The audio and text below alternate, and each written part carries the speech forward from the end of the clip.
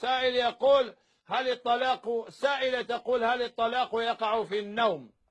لقد سمعت زوجي يطلقني في النوم، ولما أخبرته أنكر ذلك ولكنني سمعته. الطلاق لا يقع في النوم، لأن القلم مرفوع عن النائم حتى يستيقظ.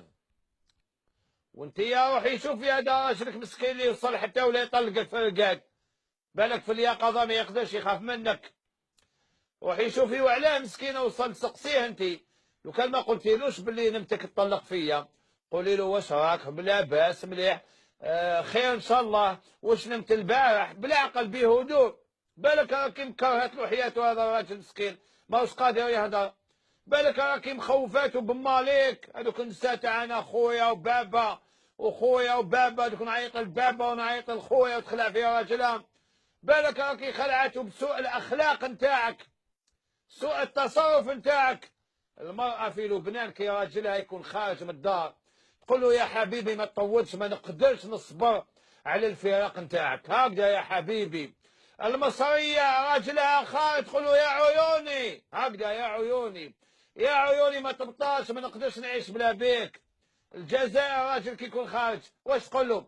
ما تنساش تهبط معك بدون زبل، هكذا. ما تنساش شكارة تاع الزبل. الخرجة مسكينة يخرج بشكارة زبل، ونهار يجي داخل الدار: لا مرحبا بك، لا نورت لنا الدار، لا توحشتك، لا والو. البديه واش جبت هادي وهادي، جبت الطوماطيش، يا اخي ما نسيتش البيض. ويبداو بالشريه. يا واش الراجل واش من القوه تبقى له خارج من الدار؟ ما تنساش كار زبل. ومن بعد الدوله تقول لك الانتاج والانتاجيه. واش من الانتاج؟ خلاص كايبو تقطعوه في دار ويديه تقطعوه في الدار، ما يقدرش يروح الانتاج والانتاجيه، يخرج في شلان. يا سبحان الله. اما لا، روحي شوفي يا راجلك هذا اللي ولا يطلقك في المنام وعلاه وصلتيه لهذه الحاله. حسبنا الله ونعم الوكيل.